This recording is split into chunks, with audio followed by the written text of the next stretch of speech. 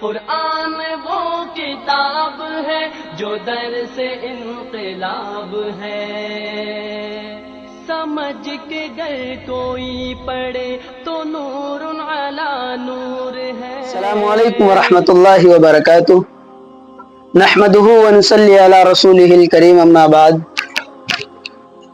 پیارے بچوں، آپ جب مکتب سے روزانہ جاتے ہیں تو یہ فکر لے کر اپنے گھر جاتے ہیں کہ ہم اپنے گھر پہنچ کر اور وقت نکال کر اپنا سبق یاد کریں گے، اور میں امید کرتا ہوں کہ الحمدللہ ہمارے یہاں جتنے بچے پڑھتے ہیں وہ زیادہ تر اپنے گھر بیٹھ کر اپنے سبق کو خوب محنت سے یاد کرتے ہیں، لیکن پھر بھی وہ سبق بہت سے بچوں کو یاد نہیں ہو پاتا۔ جیسا کہ کسی نے سبق کو رٹا، رزقا اسے پورا رٹ لیا، لیکن جب وہ سنانے کا نمبر آتا ہے تو یا تو وہ را کو کھا جاتا ہے، یا پھر قاف کی جگہ کاف پڑھتا ہے، یا پھر اسے رسیقہ پڑھنے لگتا ہے، یعنی اس کے اندر کوئی نہ کوئی غلطی بچہ کرتا ہے۔ تو یہ غلطی کب کرتا ہے؟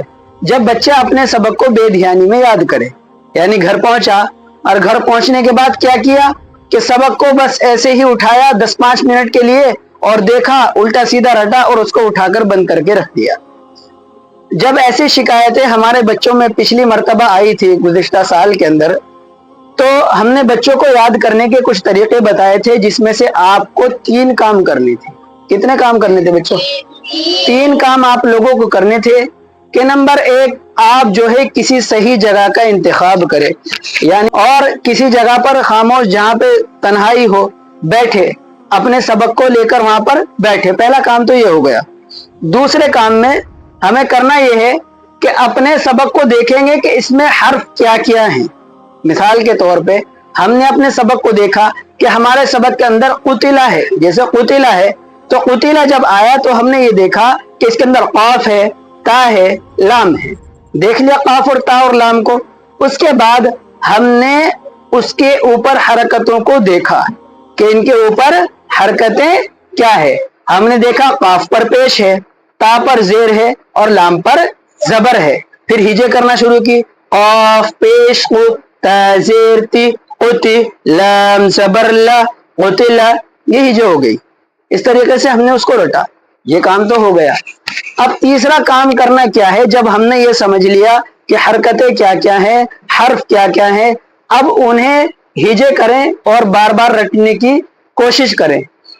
اس کے بعد ہوگا یہ کہ تمہارا سبق ہجے سے رواں کی طرف جائے گا، اور جب ہجے سے رواں کی طرف جائے گا تو آپ بار بار رواں دہرائیں گے، اور دہرانے سے آپ کو ہجے سے رواں آسانی سے یاد ہو جائے گی۔ اس کے اندر تقریباً آپ کو آدھا گھنٹہ چاہیے، تقریباً آپ آدھا گھنٹہ روزانہ اپنا سبق یاد کریں۔ اگر اس سمجھداری سے یاد کریں گے تو یہ تو ان کے لیے ہوا جن کا حرکت پر سبق ہے، حرکات کے بیان پر۔